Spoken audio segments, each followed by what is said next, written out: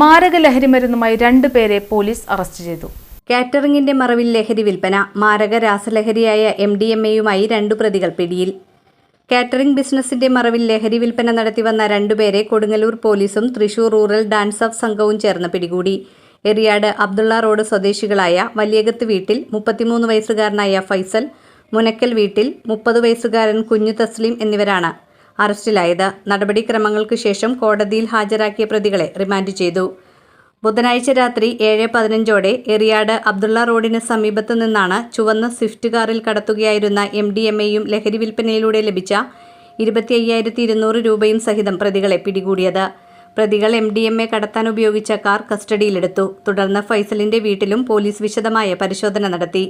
Catering ജോലിയുടെ മറവിൽ കൊടുങ്ങല്ലൂർ നഗരത്തിലെ കടകളിലെ ജീവനക്കാർക്കും സ്വകാര്യ ബസ് ജീവനക്കാർക്കും ലഹരിമരുന്ന് എത്തിച്ചു നൽകുന്നത് ഫൈസലിന്റെ പതിവായിരുന്നുവെന്ന് പോലീസ് പറഞ്ഞു.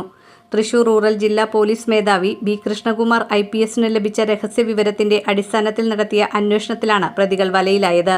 തൃശൂർ റൂറൽ ജില്ലാ പോലീസ് മേധാവിയുടെ നേതൃത്വത്തിൽ Kodungallur DYSP Pramod, narcotic cell DYSP Abdul Salam, DANSAF SIമാരായ ജയകൃഷ്ണൻ, സതീശൻ, മൂസ, ഷൈൻ, ASIമാരായ ലിജു ഇയാനി, ബിനു, റെജി, ജീവൻ, SCPOമാരായ ബിജു, സോണി, CPO സുർജിത് സാഗർ എന്നിവരും കൊടുങ്ങല്ലൂർ സ്റ്റേഷൻ SIമാരായ Vivek, Fazil Rahman, probation SI Arafath, ASI Rajeev, CPOമാരായ ഷെരീഫ്, ജിഷ ജോയ് എന്നിവരാണ് അന്വേഷണ സംഘത്തിലുണ്ടായിരുന്നത്.